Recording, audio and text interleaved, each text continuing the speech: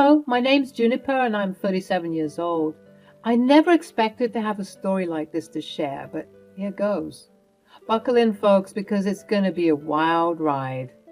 It was a sunny afternoon when my in-laws, Margaret and Julian, my mother-in-law and father-in-law respectively, arrived at our home for a much-anticipated vacation. They had always talked about visiting America, and I was more than happy to welcome them into our home. You see, because they lived in France, their home country, we didn't get to hang out as much, but from the little moments we spent together through family reunions and communicating online, I was always under the impression that things were great between us. But I was wrong. Unbeknownst to me at the time, my mother-in-law and father-in-law were concocting an evil plan to disparage my daughter and me. And I was none the wiser for a long while. Little did I know that their visit would reveal a dark undercurrent of resentment and animosity hidden beneath their pleasant facade. Oh, bonjour, mon chéri. How are you? I'm feeling good, Grandma.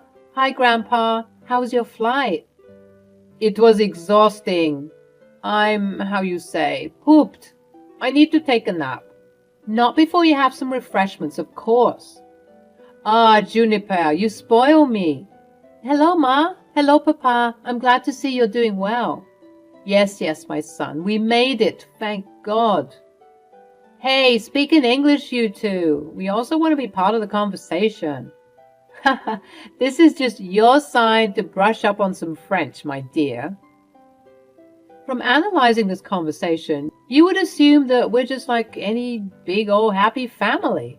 Trust me, I thought the same too, but what will be uncovered soon will truly make you think twice about those extra nice family members that you have. You see, if it wasn't obvious before, I married into a French family, embracing a new culture and language along with my husband, Nicholas. While I hadn't mastered French fluently, I had picked up enough words and phrases to sense when something was amiss. Margot and Julianne, however, always put on a show of warmth and affection whenever Nicholas was around, keeping their true feelings about me and my daughter Ashley concealed. I began to see their true colors when my husband would go to work. Being a housewife, I spent most of my days at home, taking care of our household and nurturing our family. With my in-laws' arrival, I always ensured that I was at home for the most part so that we could catch up. Ashley had also just finished her freshman year of university and she was home for the summer. So it meant that Ashley and I would finally get to properly hang out with our relatives. In short, I had hoped for a joyful and harmonious time together, one filled with games and laughter and truly getting to know one another in a deeper sense. Although this was true for the beginning of the vacation, as the days went by, I noticed a peculiar pattern emerging. Their conversations were now exclusively held in French, deliberately excluding me and Ashley. Ashley and I would try and be polite, not addressing it out of respect, but one day Ashley said, "Mom, why are they always talking in French now?" "Oh, my love, it's okay. That's the language they're most comfortable in. So we have to be more accommodating." I get that, but it's happening all the time now. I thought that we would get the chance to hang out with them and have a great time together. We will, sweetie, we will. Let's just let them adjust to America first. It must be a lot for them to handle. Okay. It'll get better. I know it will. So Ashley and I dismissed it and deemed it as just a harmless quirk. But as the days turned into weeks and their conversations grew hushed whenever I entered the room, my suspicions deepened. It became clear that they were intentionally isolating us, deliberately keeping secrets within their private French exchanges. Ashley was also growing more and more curious about their behavior, getting offended because she really wanted to get to know her cool French grandparents. But they were making it extremely difficult. In an attempt to bring us closer together and bridge this apparent gap that was forming, one day during the week I proposed that we play a game. The rules are very simple. We'll go around telling each other 2 truths about ourselves and 1 lie. And it's up to the rest of the gang to decide which one is the lie.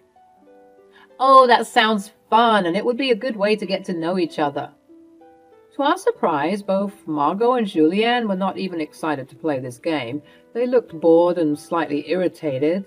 Sensing their uncomfortableness, as well as attempting to be a good host, I decided to scrap the idea and ask them what they would like to do instead.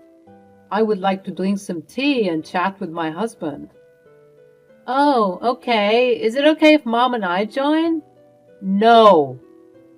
His outburst shocked us, but he quickly recovered. I mean, no, my dear. We just would like to enjoy a quiet afternoon, all right? You see, we're much older, and these types of games don't really appeal to us. But you two don't ever talk to us. You're always speaking in French. You rude girl! How dare you talk to us like this, so disrespectful? Were you raised on a farm? How dare you speak to my daughter this way? She's a kid. She just wants to hang out with you guys, but you're making it difficult. How can you say something so vile? Whatever. Let's go, Julianne. Julianne and Margot stood up from the table and they began to speak very loudly in French, not attempting to conceal their words at all. I couldn't make out exactly what they were saying, but from their dispositions and attitude, it wasn't rocket science to determine that they were talking about us, and it wasn't in a very pleasant way. I was too embarrassed to tell Nicholas about what happened that day when he came home in the evening, and I was scared that he would notice some tension at the dinner table when we all sat down to eat. But Ashley and I's surprise, both Margot and Julianne were talking to us very nicely, as if nothing had happened earlier. We were communing as if we were one big happy family, but this didn't really sit right with Ashley and me. Some days later, fueled by curiosity and a growing sense of betrayal, I decided to take matters into my own hands. As Margot and Julianne chatted away in the living room, as they usually do, I discreetly reached for my phone and hit the record button. With trembling hands, I captured their voices and their words, hoping to uncover the truth hidden within their clandestine conversations. After successfully capturing the needful, I was gaining confidence. One day turned into 2, then 3, then 4, and sure enough, I had collected voice recordings of different conversations spanning over a week. I meticulously collected evidence, documenting their conversations whenever the opportunity arose. As was mentioned previously, I had only a somewhat infantile knowledge of the French language. I couldn't decipher what they were saying exactly. But as I tried to listen over and over again, I picked up on some really rude words. I was actually quite fearful of what I'd find if I properly translated everything, but I knew that I had to get to the bottom of this behavior. Luckily for me, I had a friend who spoke French. Camille was from Senegal, and she migrated to the States when she was an infant.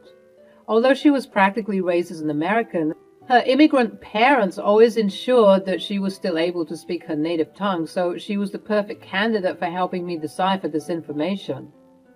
One day, I called her and told her to come over, and once she arrived, I brought her around the back of the house so that Margot and Julianne didn't see her. Camille and I found a moment alone outside where we could speak discreetly. I poured my heart out to her, sharing the instances of their strange behavior and my growing suspicions. Camille was a pillar of support, assuring me that she would help me uncover the truth. From what you're telling me, it sounds like they're talking about some pretty shady stuff, you know.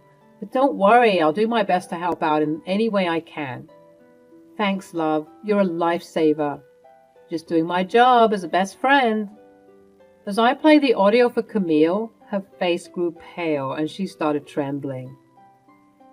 Camille, what's wrong? I can't breathe. Panic, attack.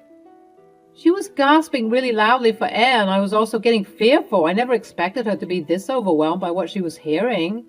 Fear also gripped me as I tried to calm her down, doing my best to provide the comfort she needed at that moment. I ran inside to get a glass of water, and I put her in the cool shade and made her lie down so that she could calm down. I was soothing her and massaging her skin until her attack subsided. Thankfully, I managed to help her regain her composure without raising suspicion from Margot and Julianne, who were inside, probably gossiping away still. Ashley, however, happened to be near her bedroom window and overheard the commotion. Worried, she rushed downstairs to check on us. I explained to her what had transpired, sharing that I secretly recorded what her grandparents were saying, and whatever it was that they were saying was so disturbing that it caused Camille to have a panic attack. We were both horrified by what we might uncover once Camille was ready to talk. Camille, once she had fully recovered and was inside the safety of my bedroom along with Ashley, apologized for her reaction. Don't you dare apologize. You did nothing wrong. All that matters is that you're safe now. Don't worry. Julianne and Margot didn't see you. They seem to have moved to the front lawn, so Ashley and I managed to bring you upstairs. You gave us quite a fright, Camille, but I'm glad you're safe now. I probably should have warned you about my affinity for panic and anxiety attacks, but honestly, I wasn't expecting to hear such awful information bombard my ears like that. Tell us, Camille, what were they saying? Camille took a deep breath and then a deep glug of water and proceeded to relay what she heard on the recordings. Juniper, Ashley, there is no easy way to tell you this, so I'm just going to do my best. It appears as though Margot and Julianne want to sell Ashley on the black market to some very sick and twisted people. Both Ashley and I's jaws hit the floor. We were completely flabbergasted. What the hell? That's not all. They said that they wanted to sell you too, Juniper, and they were planning on faking your deaths by saying you got into an awful car accident that burnt up into flames, so that there's no evidence of your bodies. They said that they'd make a fortune off of Ashley because of her age. I think I'm going to be sick. They were so cold and callous about everything, you guys. Like they didn't care one bit that they were going to sell you off to some twisted people. That's why I had a panic attack. I had never heard of someone being so candid about such an awful crime. You can take a break if you need to. The both of you, it's a lot to handle. Why aren't you crying right now? Aren't you feeling sick, Mom? Of course I'm feeling sick, but right now I'm just angry. They threatened to hurt you, Ashley, and for that I will never forgive them. They said a lot more harrowing things, but I think for all our sakes I will spare us the details, at least for now. Camille, Ashley and I all felt extremely fearful and sick to our stomachs. We simply couldn't believe that we had been sharing a home with criminals for the past month. Although I was scared, I was also fueled by unbridled rage. I wanted to go there and yell at them until their heads shriveled up into raisins. But Camille stopped me.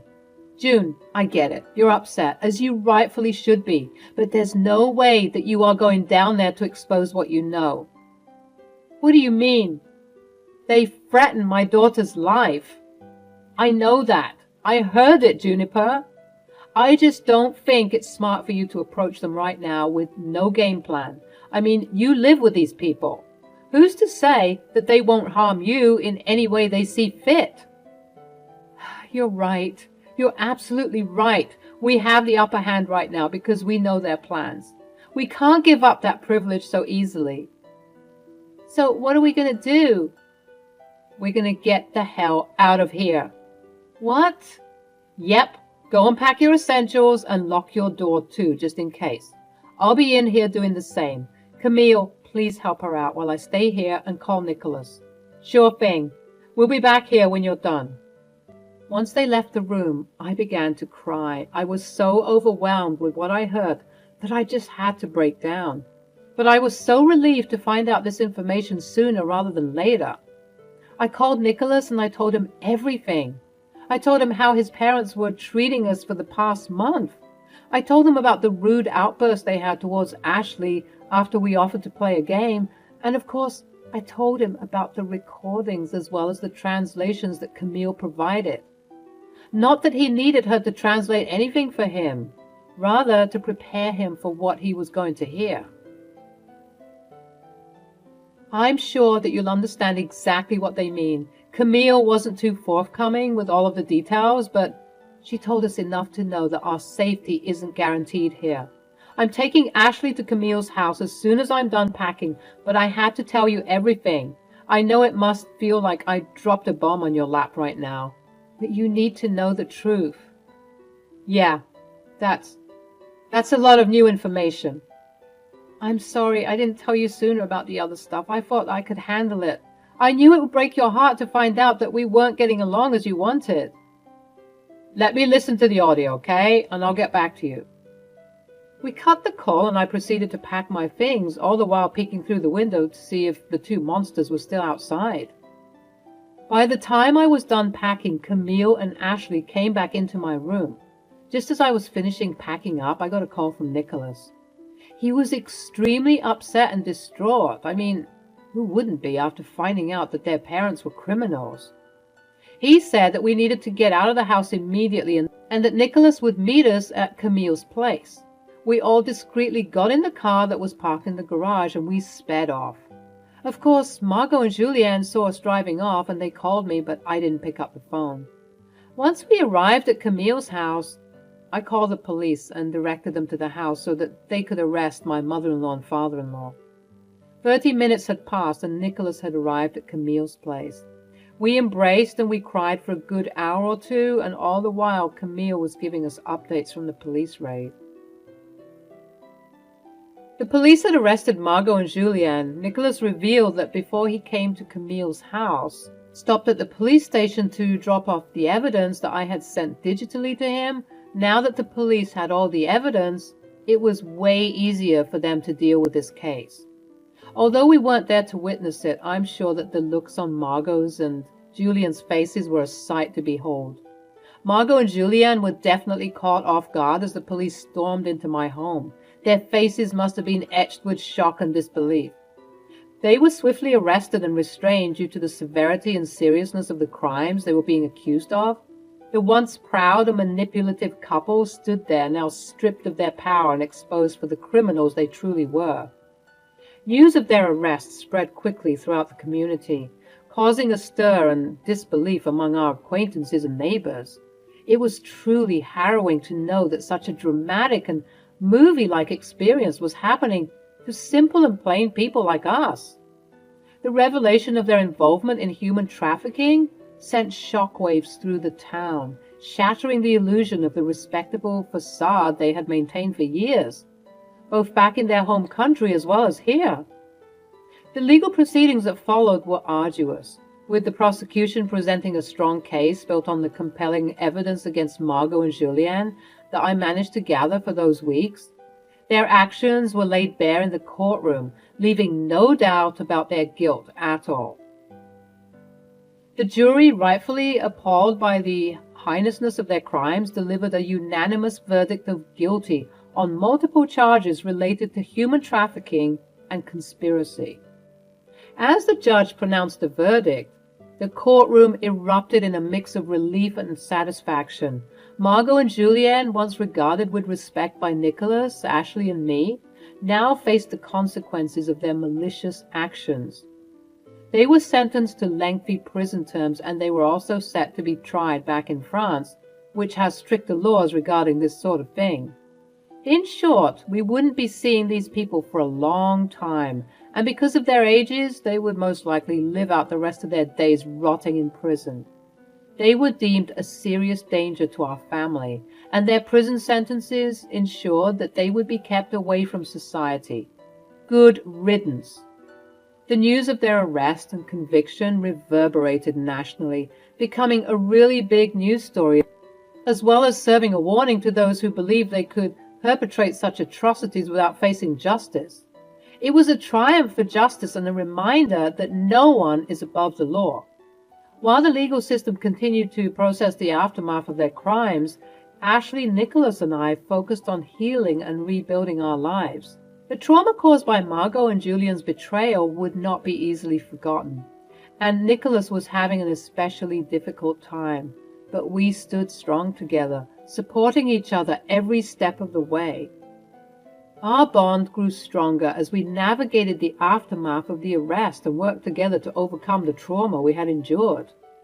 Ashley, My brave and resilient daughter showed remarkable strength in the face of adversity. She had witnessed firsthand the dark side of human nature, but she refused to let it define her. With the support of therapy and the unwavering love of her family, she embarked on a journey of healing and self-discovery. Through art and expression, she found solace and a means to process her emotions, gradually reclaiming her sense of security and confidence. Nicholas, my steadfast husband, stood by our side throughout the entire ordeal. He played an instrumental role in supporting both Ashley and me, offering unwavering love and understanding. Together, we attended counseling sessions, fostering open and honest communication as we addressed the wounds inflicted by Margaret and Julianne. Nicholas's calming presence and unwavering commitment to our family provided a solid foundation for our healing journey. One evening, as we sat together in the living room, our hearts heavy but determined, I initiated a conversation about our progress and plans for the future.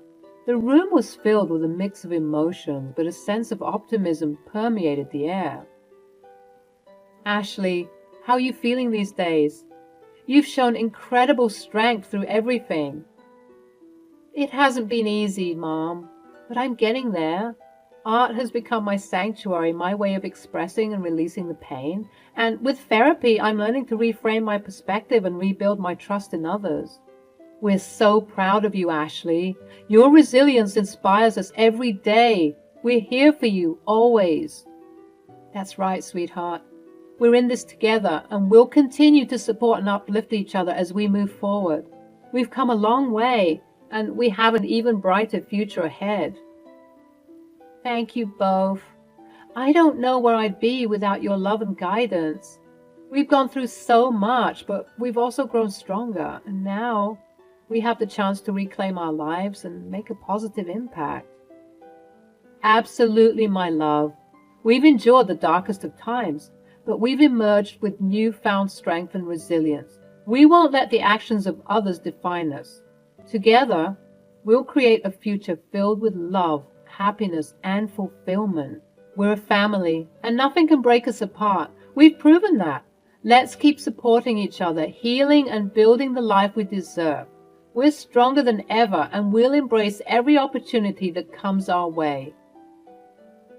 The dialogue was filled with a mix of emotions, ranging from the lingering pain of the past to the hopeful anticipation of the future. As we continued our healing journey, we found solace in one another, knowing that together we could overcome any obstacle and create a life filled with love and joy.